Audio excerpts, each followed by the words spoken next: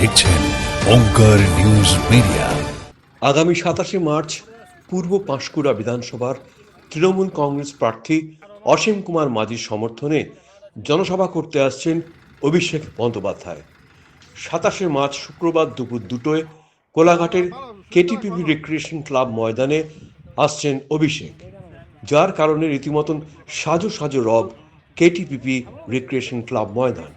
সেই কারণেই মঙ্গলবার খুঁটির পুজোর আয়োজন করা হলো। এই খুঁটি পুজোয় উপস্থিত ছিলেন পূর্ব পাঁশকুড়া বিধানসভার তৃণমূলের প্রার্থী অসীম কুমার মাঝি।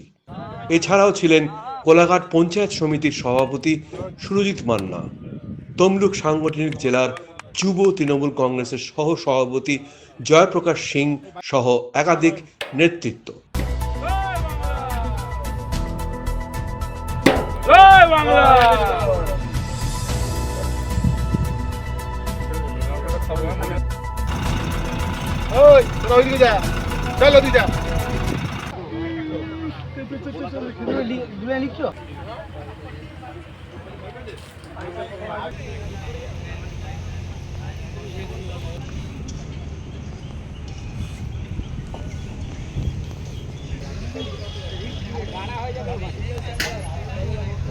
আশা মানে যেহেতু অভিষেক বন্দ্যোপাধ্যায় আমাদের 27 তারিখে সভা দিয়েছেন, আমাদের সেনাপতি, আমাদের যুব আইকন, সেই নিয়ে পুজো আজকে হলো।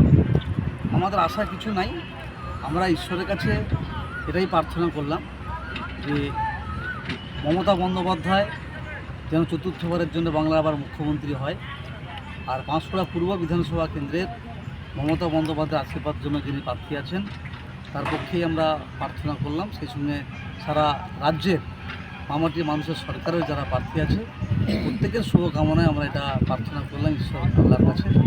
তো সব মিলিয়ে আমাদের আশা যে 27 তারিখ এই মাঠ শুধু উপচে ভিড় হবে না, তিল ধারণ করার জায়গা থাকবে, রাস্তাঘাট পথের প্রান্তরে লোকের জমায়েত থাকবে, যারা মিটিংয়ে ফিরতে পারবে। তাই আমাদের টাইমটা নির্ধারিত করা আছে? টাইম আছে, দুটো টাইম আছে। দুপুর 2টোয় উনি এখানে পৌঁছে যাবেন। ওই দিন 3টে সভা আছে, প্রথম সভা বিন্দু, তারপর আমাদের এখানে, তারপর ফুলতুল। কাজেই আমরা আশা করছি যে মিটিংটা রাইট টাইমেই শুরু হবে এবং তার আগেই আমাদের লোকজনেরা মাঠ ধরবে। হেলিপ্যাড কোথায় তৈরি হচ্ছে? হেলিপ্যাড এই আমাদের মঞ্চ সংলগ্ন এই মাঠেই হেলিপ্যাড তৈরি হচ্ছে।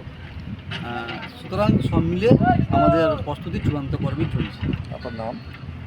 আমার নাম অসীম কুমার মাঝি, অল ইন্ডিয়া তৃণমূল কংগ্রেসের 204 পূর্ব পাঁশকুড়া বিধানসভা কেন্দ্রের মমতা বন্দ্যোপাধ্যায় এবং অভিষেক বন্দ্যোপাধ্যায়ের আশীর্বাদ ধন্য প্রার্থী।